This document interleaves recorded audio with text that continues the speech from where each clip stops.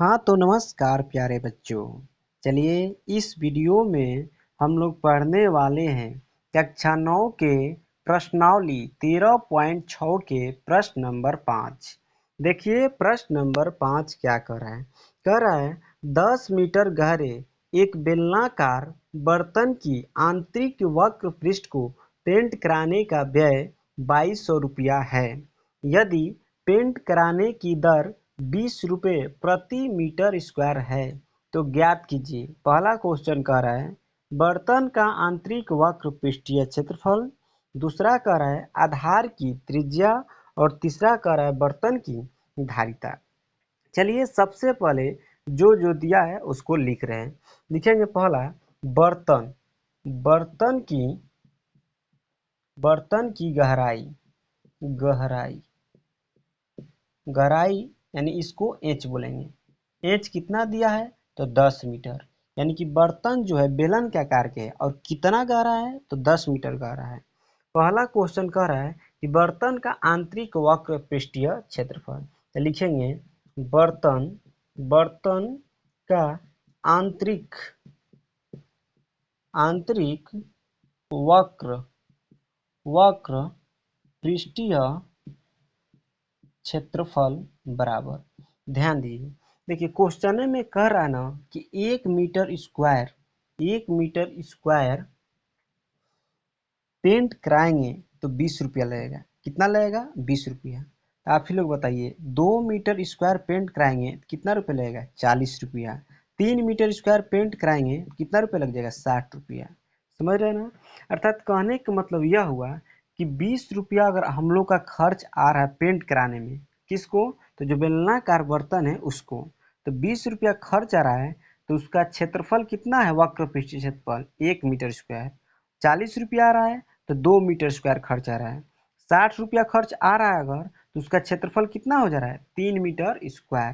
कहने का मतलब यह हुआ कि यहाँ पर जितना इसको पेंट कराने में खर्च आया है उसमें और 1 मीटर स्क्वायर पेंट कराने में जितना खर्च आ रहा है इससे भाग कर देंगे तो जो बर्तन है बेलना का उसका आंतरिक वक्र पृष्ठीय क्षेत्रफल आ जाएगा। आई होप कि आप लोग को ये वाला समझ में आया होगा। तो टोटल इसका खर्चा दिया है 2200 रुपया। कितना दिया है 2200। और 1 मीटर स्क्वायर पेंट करा रहे हैं कितना रुपया लग रहा है 20 रुपया। इसी से क्या कर देंगे भाग कर दें, एक जीरो से एक जीरो और 2 से कटाएंगे 220 को 110 बार में कट जाएगा, यानी कि 110 मीटर स्क्वायर हो जाएगा।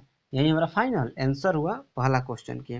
अब ध्यान दीजिए दूसरा क्वेश्चन कह रहा है इसमें, दूसरा क्वेश्चन आंतरिक वक्र पृष्ठीय क्षेत्रफल निकालना है। आंतरिक वक्र पृष्ठीय क्षेत्रफल नहीं, दूसरा कह रहा है कि आधार की त्रिज्या निकालिए। तो आधार की त्रिज्या निकालने के लिए हमारे पास एक रास्ता आ गया है।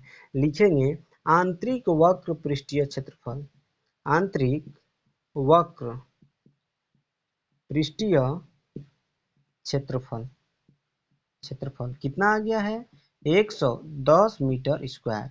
जैसा कि हम लोग जानते हैं कि बेलनाकार बर्तन के वक्र पृष्ठीय क्षेत्रफल होता है 2πr/h। अब बराबर में इसका मान कितना आया है 110 आया है। 2 गुणा पाई का मान कितना रख देंगे 22/7 और त्रिज्या हम लोग को निकालना है, त्रिज्या नहीं दिया है इसको आर ही रहने देंगे। और एच दिया है गहराई कितना दिया है 10 दिया है, बराबर में कितना हो जाएगा 110। अब इधर ही छोड़ देंगे किसको त्रिज्या को, बराबर हो जाएगा 110 गुने 7। अब बट्टा में कितना आ जाएगा 2 गुने 22 गुने 10। 10 से कटाएंगे तो एगो जीरो से एगो जीरो कट जाएगा। ठीक, फिर कटाएंगे 11 एकम 11, 11 दूनी 22, तो ऊपर बच गया 7। तो 7 और बट्टे में 2 दूनी 4, यानी कि 4 से 7 में भाग करेंगे हमारा फाइनल आंसर आएगा 1.75 मीटर। यानी कि जो बेलनाकार बर्तन है उसके आधार की त्रिज्या कितना आ गया 1.75 मीटर। एक आंसर ये वाला हो गया। अब 3 नंबर क्वेश्चन देखेंगे। 3 नंबर क्वेश्चन हमारा कह रहा है कि बर्तन की धारिता निकालिए, अर्थात बर्तन का आयतन।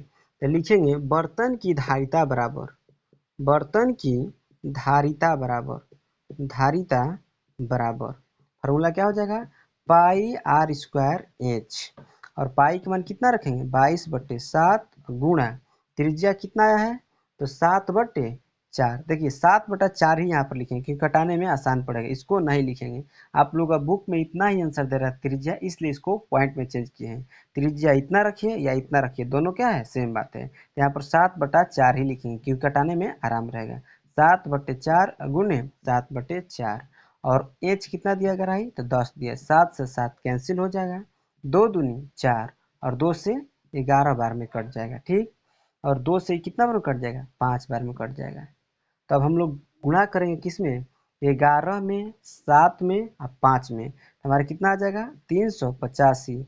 अब बट्टे में कितना बचा है, तो 4 बचा है और 4 से इसमें भाग करेंगे, हमारा आ जाएगा 96.25। किस में आएगा, तो मीटर क्यूब में आया, ठीक। लेकिन यहाँ पर क्वेश्चन कह रहा है धारिता निकालना है। आप लोग के बुक में जो आंसर दे रहा है किलो लीटर में दे रहा है, तो आप लोग एक बात याद रखिए, 1 मीटर क्यूब बराबर 1 किलो लीटर होता है। 2 मीटर क्यूब बराबर कितना हो जाएगा, 2 किलो लीटर। 3 मीटर क्यूब बराबर कितना हो जाएगा, 3 किलो लीटर। यानी कि जितना मीटर क्यूब रहेगा उतना ही किलो लीटर में आंसर हो जाएगा। यानी कि 96.25 मीटर क्यूब आया है, तो किलो लीटर में मान कितना हो जाएगा, इतना हो जाएगा। तो 96.25 और मीटर क्यूब के जगह आप लिख देंगे किलो लीटर। आई होप कि आप लोग पूरा कंप्लीट समझ में आया होगा। फिर मिलते हैं नेक्स्ट वीडियो में, तब तक के लिए बाय बाय।